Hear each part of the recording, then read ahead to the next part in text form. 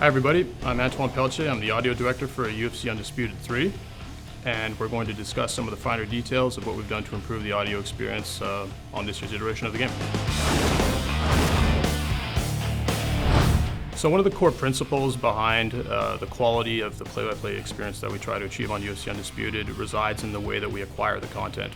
When we get the announcers into the studio, the majority of the content is derived from showing them actual entire fights from the game, or in the case of the UFC, we're able to actually have access to their broadcast feeds. So we're able to take the lines from Mike Goldberg and Joe Rogan, literally cut them up, reverse engineer those, assign metadata to them, and put them in the game, which, you know, is, as UFC would like to say, as real as it gets.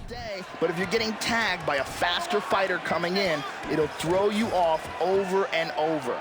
There's two notable areas of the game where we've also added significant portions of advice to the user about the strengths and weaknesses of fighters. The first one is the shadowboxing sequences that occur right after you select a fight and before the tail of the tape.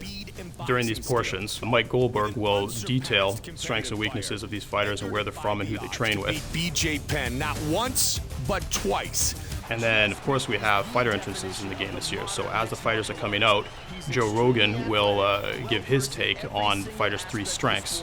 And no one is better at taking control of a fight. Finally, as far as play-by-play commentary is concerned, the Pride experience is one that we're particularly proud of. Hi, everybody, and welcome to Pride Fighting Championships. We didn't have access to any of the previous footage. So what we did is we got Steven Quadros and Boss Rudin in a studio and literally played them about 16 straight hours of fights. Look at that. Use his head like a speed bag. Every single line in the game is straight from the horse's mouth, as they say. And there we have another clinch. What's he going to do with it? Wow, somebody's bleeding. We figured that that was a very key component to distinguishing Pride commentary from UFC commentary. Joe Rogan and Mike, you know, the UFC is a sport and it's regarded as such, and they announce it as such with pretty much a clear-cut play-by-play announcer and a color announcer. And, you know, they call it as they see it, but anybody who's familiar with Pride knows that Steven Quadros and Boss Rudin had a very particular way of announcing fights that they wouldn't necessarily call every single play as they see it. They'd only sort of shout out notable actions when needed, and then they would do a lot of humorous banter, and they also had some very particular vernacular, and I think we've reproduced that very accurately. Uh-oh, suplex.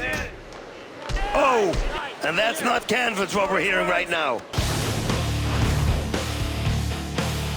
To distinguish UFC Undisputed 3 from 2010, we wanted to make sure that the experience was a more visceral one, that it was closer to the edges of the octagon, if not entirely inside it, and that the audio experience needed to really reflect that.